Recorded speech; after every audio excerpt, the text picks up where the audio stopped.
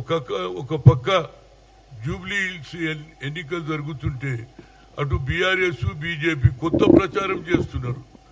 మీరిగిన కాంగ్రెస్ కు ఓటేస్తే బియ్యం రాదు, 2 బెడ్రూమ్ రాదు, అదేవిధంగా అన్ని ఆపేస్తారు అనే కొత్త ప్రచారం చేస్తారు. అరే మాకు ఓటేసిమంటుంటే మీరు వేస్తే జరగదంటున్నారు, మీకు వేస్తే మీరేం చేస్తారో చెప్పండి.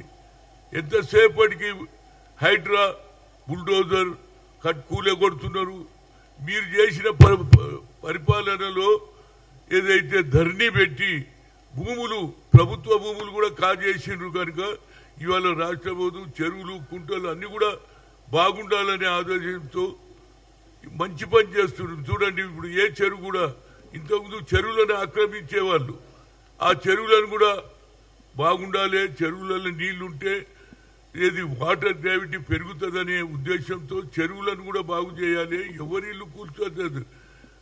ఎవరైతే ప్రభుత్వ భూములు ఆక్రమించి సర్వే నెంబర్లు మార్చేసి ఏది ఇందిరాగాంధీ ఇచ్చినటువంటి అలయన్స్ కూడా ల్యాండ్ కూడా ఏది అవి కూడా తీసేసుకోవడం జరిగింది. దాని మీదే జరుగుతుంది.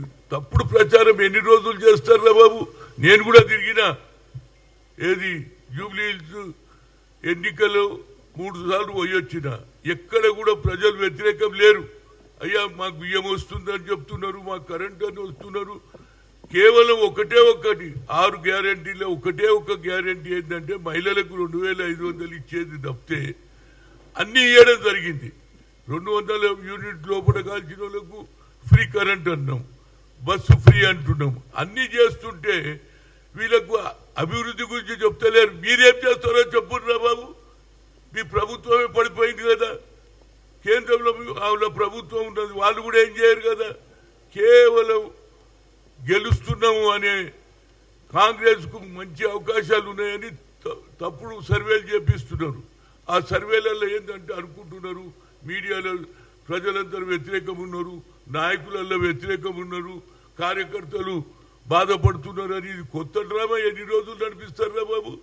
మీరు 10 ఏళ్ళు ఉన్నారు, మీరు ఏం చేసిరో మీరు చెప్పుండ్రి. లేకుంటే ఇంకా ముందు మీరు ఏం చేస్తారో అది చెప్తలేరు. ఎంతసేపు కూలగొట్టడం, రేవంత్ రెడ్డి అంటే కూలగొట్టడం, మేము కట్టడం. మీరేడ కడతారా భయ్? కట్టిన 2 బెడ్రూమ్లే ఇయ్యలే, మీరు కట్టారు వదిలేసి వెళ్ళిపోయినరు. ఇవాళ దానికి ఇవాళ ఆల్మోస్ట్ 2 లక్షల 2 బెడ్రూమ్స్ కట్టిస్తారని శ్రీనివాసరెడ్డి గారు చెప్పారు, ఆయన హౌసింగ్ మినిస్టర్. ఇవన్నీ మేము చేస్తుంటే ఓర్వలేక ఎట్టి పరిస్థితి, ఎందుకంటే మొన్ననే వాళ్ళకు ఒక భయం చుట్టుకున్నది, ఏది కంటోన్మెంట్ లో ఈజీగా గెలిచినాం, ఇది కూడా మేము గెలుస్తామనే ఉద్దేశంతో ప్రజలలో మార్పు ఉన్నది. ఇకపోతే క్యాండిడేట్ గుండా రౌడీ అరే ఏడన్నా క్యాండిడేట్ మీద ఏ కేసులు ఉన్నాయి? నా మీద కూడా కేసులు ఉన్నాయి. ప్రజల గురించి కొట్లాడినప్పుడు మా మీద కూడా, ఇక్కడ అన్యాయం జరిగితే మా మీద కూడా కేసులు ఉన్నాయి. గుండా అంటారేంటి నాకు అర్థం కాదు. ఒక నేషనల్ పార్టీ అయినటువంటి కాంగ్రెస్ పార్టీ గుండా అనడం ఎంత దిగజారుడో మీరే ఆలోచించండి. నేను ప్రజలకు చెప్తున్నా, ఈ తప్పుడు ప్రచారాలు చేసేసి గెలవడానికి ప్రయత్నం చేయకండి. మా అక్కలను చెల్లెళ్ళని అడుగుతున్నా, అయ్యా మీరు అన్ని చెప్తున్నారు, మీరు ప్రభుత్వంలో లేరు కదా, ఇంకా 3 ఏళ్ళు ప్రభుత్వంలో ఉంటారు, మీరెందుకు అబద్ధాలు చెప్తున్నారు అడగండి. అయ్యా మాకు బియ్యం వచ్చినాయి, దొడ్డు బియ్యం పోయి సన్న బియ్యం వచ్చింది, వైట్ కార్డు కూడా ఇచ్చిండ్రు, మీరు ఇచ్చిండ్రా? మీ 10 ఏళ్లలో వైట్ కార్డు ఎంతమందికి ఇచ్చిండ్రా? మేము అందరికి ఇస్తున్నాం. మాకు కక్ష సాధింపు లేదు.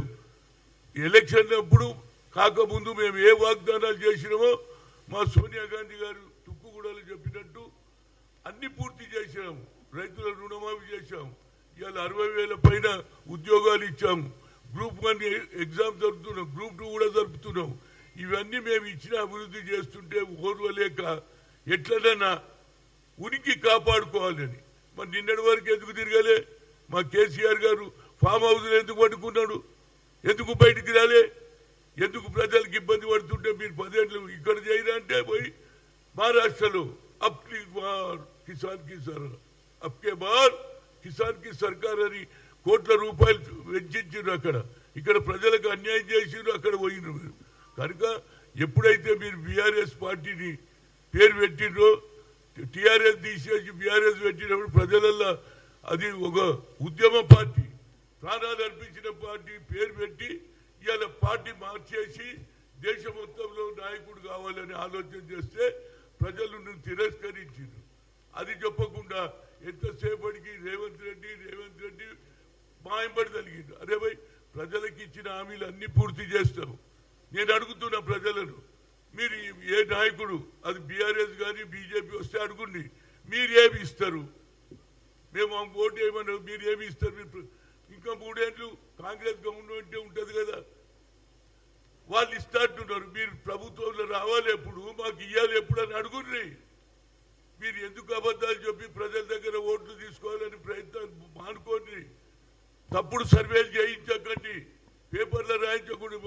యూనిటీ పోయిందట కార్యకర్తలు ఎవరు లేరు, అందరూ మంచి క్యాండిడేట్కి ఇచ్చారు, తప్పనిసరిగా గెలిపించాలన్నారు. అన్ని మొన్ననే మున్నూరు కాపుల మీటింగ్ కూడా అయింది, తెలుగు పంచం అందరిది అయింది. అందరు కూడా ఈనాడు ఓటు వేస్తామన్నారు.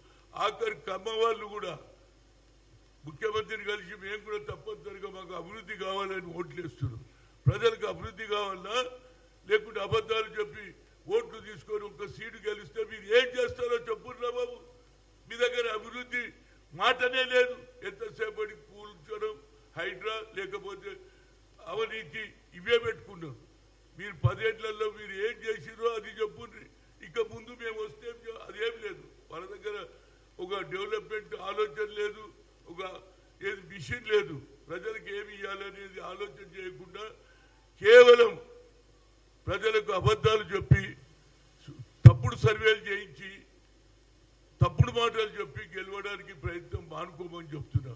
ఆల్రెడీ డిసైడ్ అయిపోయింది. నిన్నటి వరకు ఏమన్నారు, మైనార్టీ ఒక క్యాబినెట్ లో ఒక మైనార్టీ లేడన్నాడు. ఇవాళ మైనార్టీకి ఇస్తే ఇది ఎలక్షన్ గురించి గెలవడానికే ఇచ్చిందంటు. ఇది ఎక్కడ పనిచేస్తున్నా బాబు? మైనార్టీ ఓట్లు ఎక్కువ ఉన్నాయి, వాళ్ళ రిప్రజెంటేషన్ ఉంది. అదే కాకుండా రాష్ట్ర మొత్తంలో మైనార్టీల సంఖ్య ఉన్నది. కాబట్టి రాష్ట్ర ప్రభుత్వమే కాకుండా కేంద్రంలో ఉన్నటువంటి నాయకులు కూడా మైనార్టీకి ఇవ్వాలని చెప్పడం సోనియా గాంధీ, మల్లికార్జున్ ఖర్గే, రాహుల్ గాంధీ చెప్పింది. కాబట్టి ఇలా అజరుద్దీన్ ఇండియాకు క్యాప్టెన్ చేసిన వ్యక్తికి ఇచ్చినాం. దానికి కూడా మీరు అబద్ధాలు చెప్తా ఇది దీనికి గెలవడానికే ఇచ్చింది. నిన్నటి దానికి ఏమన్నారు బాబు? ఇంకోటి, అరే దమ్ముంటే అక్కడ పోండి, ఓల్డ్ సిటీ లేదా చేస్తాగో చూసినావా, ముస్లింల దగ్గరికి పోతలేరు. ఏమిటి ఇది? అన్ని తప్పుడు లెక్కలు. మీరు ఇన్ని చేసింది ఒకసారి మేధోపతనం పెట్టుకుంటున్నా బాబు. ఏడ తప్పు జరిగింది, మనం ఎందుకు ఓట్లు వేయలే, అది చర్చ లేదు. ఎంతసేపటికి ఇంకా మీ పార్టీలోకి వెళ్ళి ఉన్నటువంటి మీ చెల్లెలు, ముఖ్యమంత్రి గారి మాజీ ముఖ్యమంత్రి అయినటువంటి కేసీఆర్ కూతురు బయటకు వచ్చి చెప్తుంది, వీళ్ళే దొంగలు, నన్ను బయటకు వెళ్ళి. అరే సొంత బిడ్డనే అన్యాయం జరిగితే ప్రజలకేం చేస్తారని నేను అడుగుతున్నా. సొంత కూతురు, కేసీఆర్ కూతురు, కేటీఆర్ చెల్లెలు, ఆమెనే పబ్లిసిటీ చేస్తుంది. నేను సొంత పార్టీ పెట్టుకుంటున్నా అంటే నీ పార్టీ విలువ పోయినట్టే కదా. నీ కుటుంబంలో ఉన్న కొట్లాట బయట ఎందుకు తప్పుడు ప్రచారం చేస్తుంది? మీ చెల్లెలను ఓకే చేసుకొని మొదలు ప్రజలు